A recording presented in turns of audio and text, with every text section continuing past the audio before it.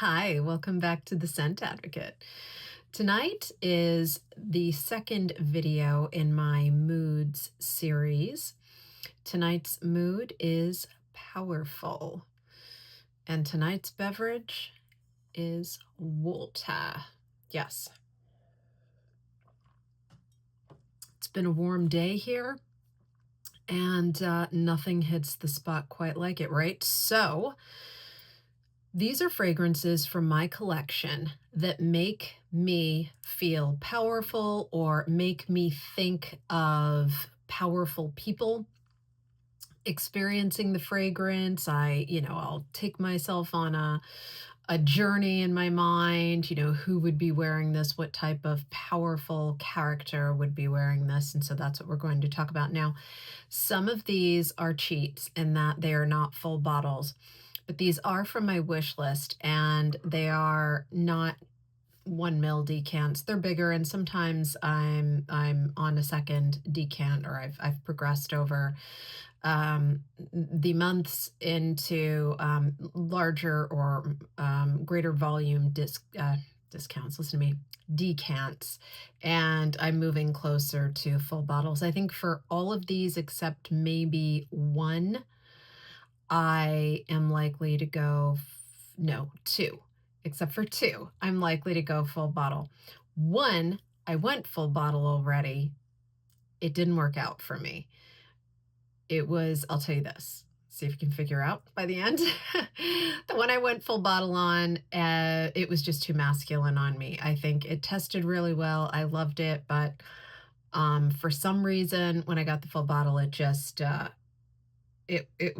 didn't work. And Mark didn't like it. My husband Mark didn't like it, so I ended up giving it to my wonderful stepson, and now he enjoys it, and I'm so happy. And then the other one, I'm not likely to get a full bottle because I just don't know where I'd wear it. I mean, I do know where I'd wear it, but I don't think I'd be engaging in that activity very often. So let's see if we can figure it out. Stick around till the end. Tonight's mood is powerful. Okay. The first powerful fragrance that I will talk about is Oligarch by Roja Parfums. This seems to have been discontinued and re-released as Isola Blue. If you know anything about that, please let me know in the comments what you know.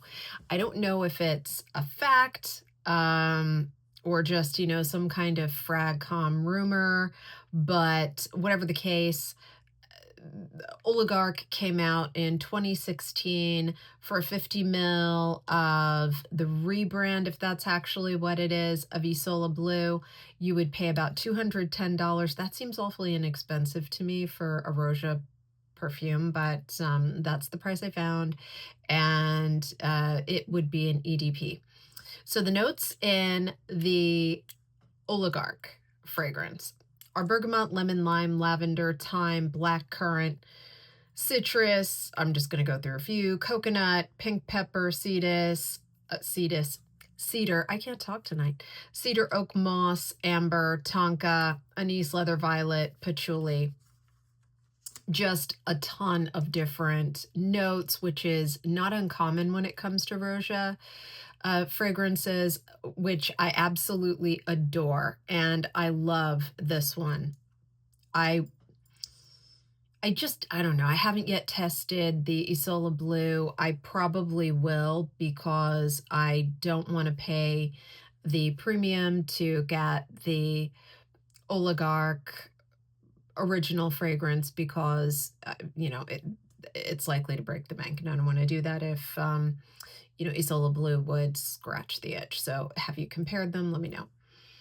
So this is a citrus forward, very aristocratic feeling fragrance, very complex green.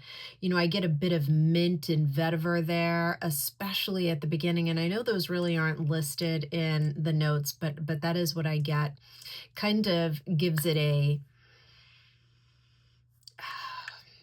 something of a sharp texture, but in a good way. Smells refreshing, like something you'd wear after a winter sport, right? You'd want to smell like this after you went skiing or snowmobiling, something like that. And, again, just this, almost royal perception, a very aristocratic person. I do think it leans masculine, but I would have no problem wearing this. This is probably my second very expensive decant. I love it. It reminds me a little bit in its style of Creed's original Vetiver. So if you're a fan of that one, you would probably like Oligarch and potentially Isola Blue by Roja. Moving on, we've got Bois Course. I'm probably mispronouncing it by Diptyque. And this came from a set, a discovery set, and I absolutely love it. Love it, love it, love it. I've been babying it. The nose behind this noses are Olivier Pichot and Natalie Graciaceto. And this is for 100 mil, it would go for $345. It would be an EDP, and this is a 2024 release. The notes in this, pretty straightforward, friends. Sandalwood, coffee, tonka, and cedarwood. I adore this.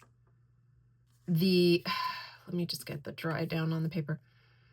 Oh, yeah. There's a strong cedar here, very strong, but there's just this wonderful hint of espresso. Really rich, very quality coffee. And it's not a coffee forward fragrance. It just gives some depth to the cedar, which can sometimes smell a little bit light to me.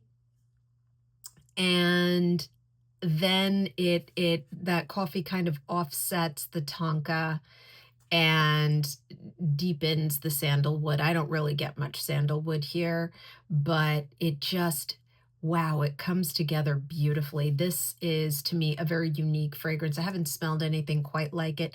There's a textural richness to it that makes this energizing, very powerful, that quiet kind of power, right, that comes from that espresso in the background. But at the same time, there's a coziness to it. Think of early morning executive staff meeting. I'd wear this for sure. Gorgeous stuff. Bois Course or Corset. I'm so sorry I'm butchering these names. You know how good my French is. There we go. Have you tried this? Let me know in the comments. Okay, next we have Thundra by Profumum Roma. This one is interesting, let me tell you. All right, this is a 2000 release. It goes for $314 for 100 mil of an EDP. The notes in this are patchouli, white musk, and mint. That's it. Whoa. So this is earthy, mossy, dark patchouli, like a dark patchouli balm, enhanced by that mint, right? This is what you'd wear, okay, if you were in the Adirondack Mountains, right in the northeast part of the United States, when you go Sasquatching. Oh, yeah. You're very chic, eco-embracing, arboreal, paranormal investigator, right? That's what, like the Sasquatch involves. That's the kind of person who does it. But it's cool, right? I remember one time I went on an executive retreat, and it was all like the C-suite. And we went, and a few of the group got a little tipsy after the, very cool outdoor dinner at this historic hotel. and they went off into the darkness. We call after, they're like, "Where are you guys going?" And they're like, "We're going Sasquatching." And I could just imagine, they were kidding, of course. I think they were kidding. They all came back, for breakfast the next day. They were alive and everything. And I'm not here to debate the reality of a Sasquatch or any of its Bigfoot kin. Okay, I'm just saying that, they would definitely want to, smell great going out on an adventure like that. And why not wear Thundra by, Profumum Roma while doing it? Who says you can't smell great when you're out there scared to death, right? Yeah, okay. Thundra. Speaking of scared to death, we've got Oud Zarian by Creed. Whoa, this one is powerful. If you've smelled it, you know. If you haven't, you should smell it. Whoa. All right. So this is a 2025 release. This goes for about $470 for 50 mil, although it is an extrait. Lots of notes in this: bergamot, frankincense, ginger, spice, rose centerfolia, oud, aged oud, like 80,000 years old age. I don't know if it's 80,000 years. It's 80 something years aged wood. Okay. Oud, sorry. Diseased wood. I'm not kidding. Like, that oud has, it's like wood reacting to a disease of some sort. Patchouli, sandalwood, myrrh, licorice, tonka. Wow. This is so powerful. This will like intimidate anybody. In fact, it'll intimidate everyone in the room. It'll intimidate everyone in every room for like 5 square miles. And if that's not scary enough for you, then just remember the price. Whoa.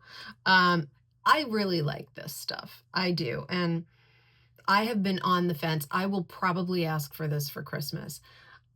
I know it's got that, powerful to the point of scary kind of backbone going on to it, but I do really enjoy wearing it. It does make me feel strong. I can't help it. It's like a guilty pleasure fragrance. I know people love this or they hate it. In my opinion, in my novice opinion, this is a slightly Eastern leaning expression of oud, and I love that. It's not animalic. It's very spicy, very resinous. That frankincense and myrrh, wow. And, offset by the licorice, it's just phenomenal. Now, I do think this is a cold weather scent, but who cares? Wear it whenever you want. Gorgeous stuff. Oud Zarian by Creed. Let me know what you think of it in the comments. Next, we've got YSL's Tuxedo. Yeah, this is an EDP. It goes for about $330 for 125 mils, and it is a 2015 release. This is the sharp patchouli formulation. I think there might be more than one formulation type. Let me know in the comments. I do detect a difference, and the nose behind this rather is Juliet. I want to try and get her last name right. Juliet Karaguzoglu. Karaguzoglu. Yes. It has violet, coriander, bergamot, rose, black pepper, lily of the valley, patchouli, bourbon, vanilla, and ambergris. This is a very classy, masculine person. Maybe a spy. This makes me think of, a certain spy movie franchise. I'm sure you know what I mean. Someone, a spy that's got kind of a British accent. He's powerful. He's dapper. He wins every game he plays. The international cool guy, dressed to the nines, and smelling amazing. I love this stuff on me. Um, but no, I definitely notice a difference between the formulations, and so let me know in the comments if you've had the same experience with it. Um, yeah, more to come on this one. Last but not least is Ombre Topkapi. And where are you? Where are you? Okay. This one is by Parfums MDCI. I love this house. This is a Pierre Bourdon fragrance. That's the nose behind the fragrance. This would be $250 for 75 mil of an EDP, and this was released in 2003. There are a ton of notes in this, but I'll just call out some interesting ones. Lavender, pineapple, citrus, cinnamon, ginger, lily of the valley, oak moss, leather, patchouli, raspberry, vetiver. This is an amalgamation of fruit, wood, herbs, earthiness, kind of resulting in the smell of long, damp hair. Just washed hair, kind of drying out in the breeze. The person whose hair is damp is outside, and there's wind, and so the hair is perfumed by nature and wind and like this corporeal musk, and it's simply gorgeous. This is something I want to smell like all the time, and I have no earthly idea why I haven't gone full bottle on this. Hint. This is not one of the ones I mentioned in the beginning that I wouldn't be moving forward with. I definitely will eventually get a full bottle of this. Of course, it's on my wish list. All of these are or have been. And that is the 6 fragrances that I have on my wish list, or were on my wish list, that I think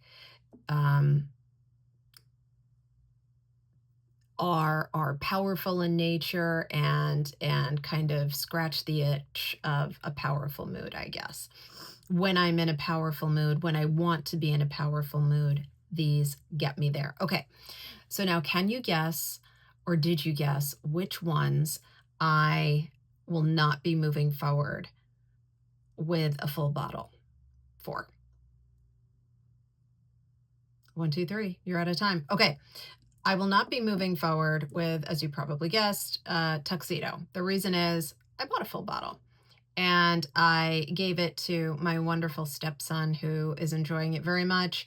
The reason I didn't keep it is because I think one of my decants, my first decant, this is my second, was a different formulation of Tuxedo. Like I said, I think maybe it was, just a more legacy version, or if there are versions other than sharp patchouli, maybe I had something different, and the one I bought was sharp patchouli, and it's wonderful. It just smells way too masculine on me, and I didn't enjoy it. I really tried, but I had to give it away. The other fragrance I will not move to a full bottle with after having tried it is Thundra by Parfum Aroma. As much as I love a good Bigfoot hunt, and I don't want to stick out like a sore thumb in the woods while doing it, the fact is I just haven't found the time to go Sasquatching, and so I don't know that I would wear the fragrance in the right setting where its powerful nature would be of benefit to me. But it is interesting stuff in all seriousness. It's really nice. And it does smell a little bit more tame on skin than it does on paper. So I don't know. I mean, right now, I don't feel like I'd move forward with a full bottle. But that's it. What do you think of these powerful mood fragrances? Let me know in the comments. If you're not yet a subscriber, please consider subscribing to the channel. Give me a thumbs up if you like the video. Which ones didn't I discuss that I should have? Now, you probably realize I try to stay away from the ones that we all know are great, powerful mood fragrances. I mean, I could talk about those. I have many of those types of fragrances in my collection, but I wanted to talk about some different ones, especially ones that I haven't, completely committed to yet. So that's kind of the nature of this beast tonight. All right, thank you so much for tuning in, and I'll see you in the next one. Bye.